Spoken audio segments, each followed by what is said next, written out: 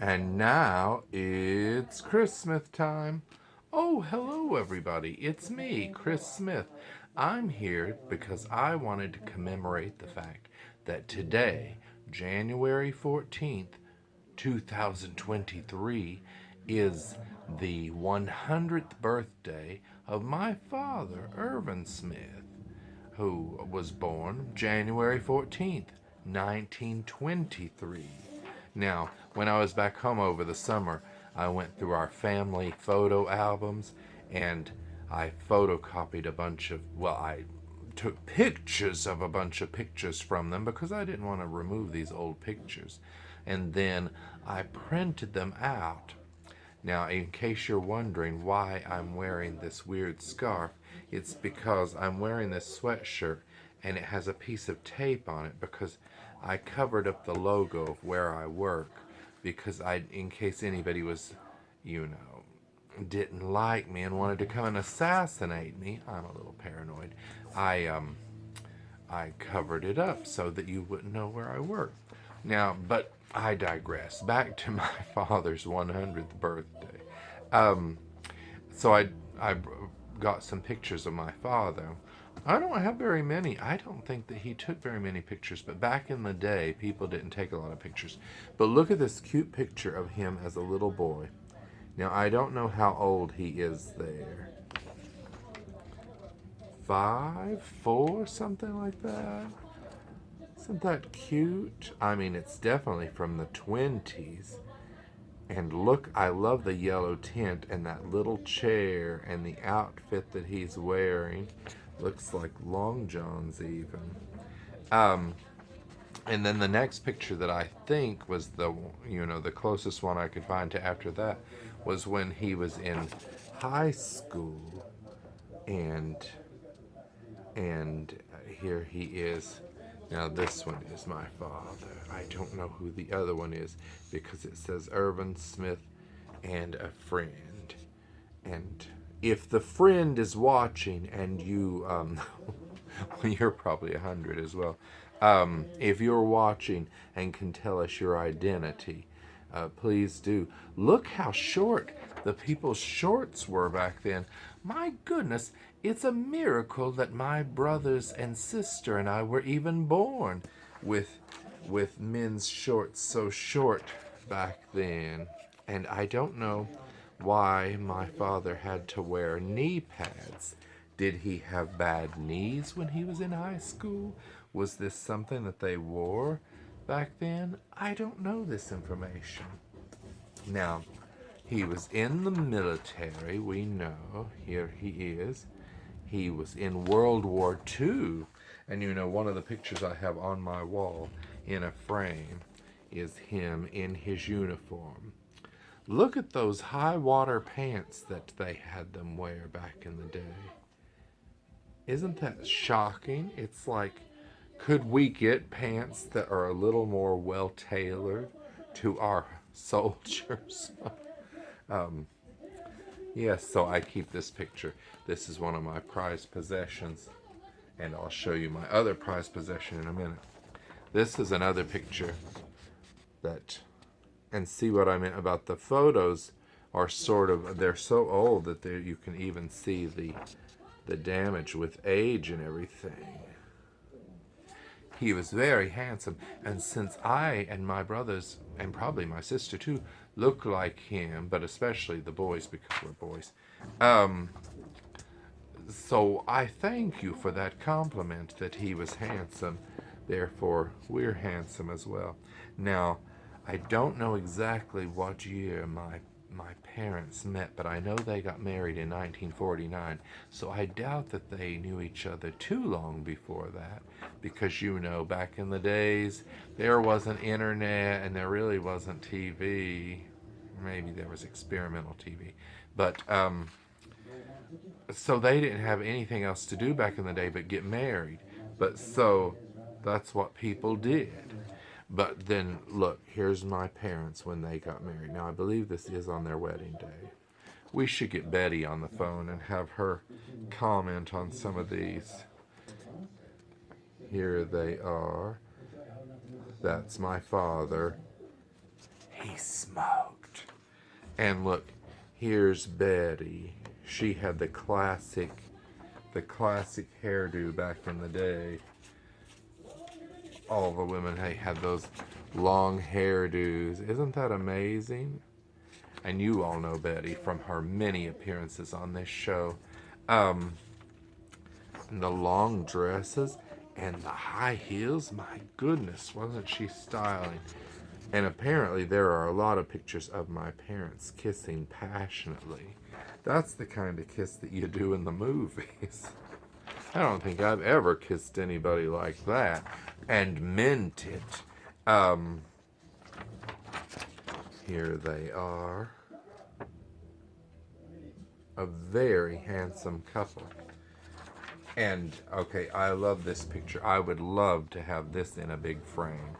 This is them after probably many married, or several married years later. Because, look, her hair is shorter. He has more gray hair there. Isn't that something? I'm sure Betty doesn't mind me showing these pictures. Here is my father and my brothers. Now, I wasn't seen in this picture because I wasn't born yet, obviously. That's my brother Tim, and that's my brother Jim, as you can recognize them. Oh, and since my father wore hats a lot in pictures, I mean, everybody did back in the days. There, see, that's why I'm wearing a fashionable hat today.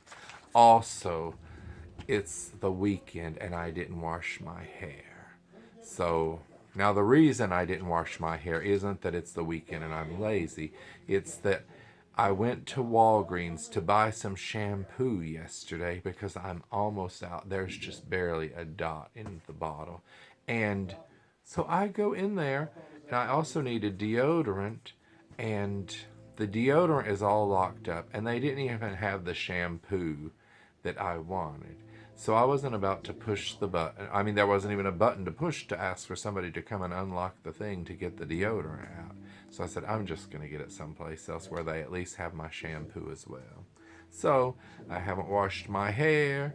I'm wearing a shirt with a piece of tape over it, or a sweatshirt.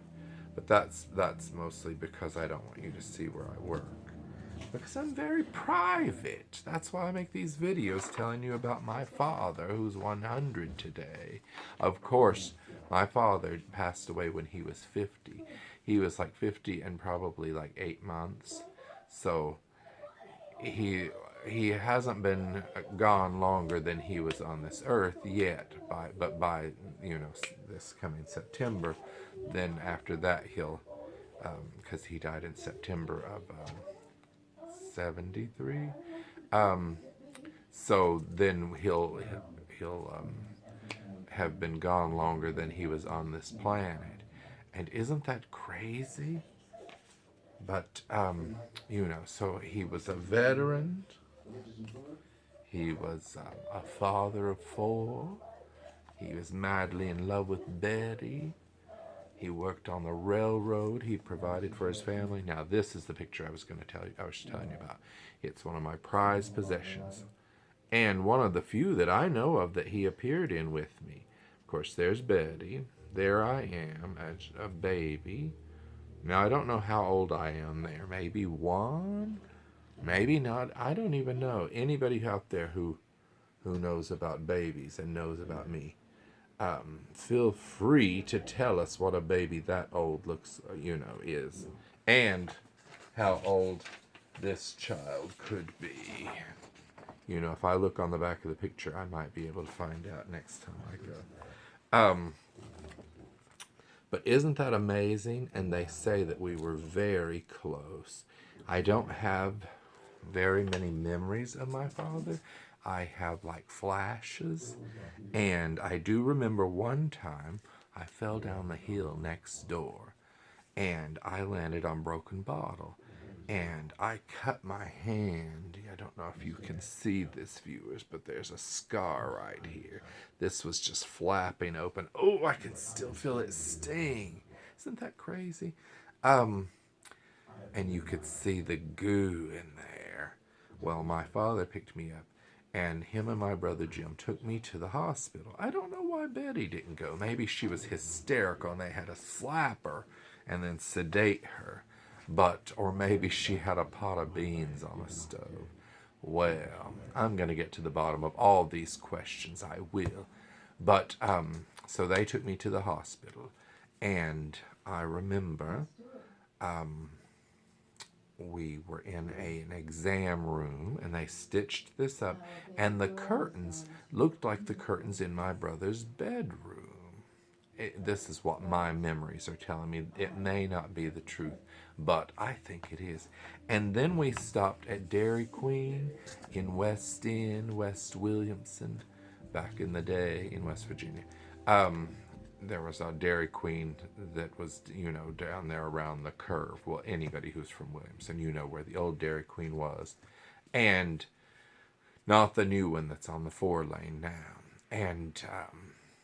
And of course, we got milkshakes, and my milkshake tasted like peanut butter. I wanted vanilla. Now, and I think my father said that it tasted like peanut butter because of the stitches. So, of course, I love peanut butter, but I didn't want a peanut butter milkshake. I've never even heard of peanut butter milkshakes. Could it have been a special they were running? And he was like, let's try the peanut butter one. And then I'm like, this doesn't taste like vanilla. Children are so stupid. But, anyway, I feel bad because I should have spoken more about his life during, and the 100 years of what was happening 100 years ago. And I think I made all this about me. Isn't that just typical of someone who has a show named after themselves? Now, Warren G. Harding, an Ohio Republican, was the president at the time that my father was born in January of 1923. Warren G. Harding was the 29th president of the United States. Isn't that amazing? We've had like 1 million presidents since then. I can't even tell you how many. Probably 40 some. Well, not 40 since then, but we're up to 45, 46, 47, 48. I don't know. We're up to the 46th president. But, yes, and that's President Joe Biden. But yes, so this was the 29th president when my father was born. He was born so long ago, 100 years, that I was looking around for something in my home that was even old enough that, other than me, that was around during his lifetime while he was still alive. And the only person I could find was Vernon. Now, and Vernon, I don't think ever met my father. Vernon belonged to Verna Cottle, our next door neighbors. And the reason I ended up with this doll, her mother gave it to me. I'm sure my father's very proud. But I looked on the back of this doll and it said Horseman 43, and I looked it up, and these dolls were sold in the late 50s and 60s. So this doll was around during my father's lifetime, and I was around during my father's lifetime. So, yes. Other world events in 1923 when my father was born included King Tut's burial chamber was opened in Egypt. The first home game played at the original Yankee Stadium, home of the New York Yankees, was held. Isn't that amazing? Warner Brothers was established, and the first issue of Time magazine was published. Isn't that incredible? And 100 years later, Time is still around. Well, anyway, I just wanted to commemorate my father's 100th birthday, since, we commemorate Falcon Crest and all sorts of things like that. I should at least commemorate the man who was at least half responsible for bringing me into this world, Betty being the other half. And one last picture. Here's Betty, as I remember her, probably from the late 70s, early 80s. Anyway, thank you for joining us today, and have a wonderful birthday in heaven to my father, who's 100. Okay, goodbye, everybody. It's Christmas time.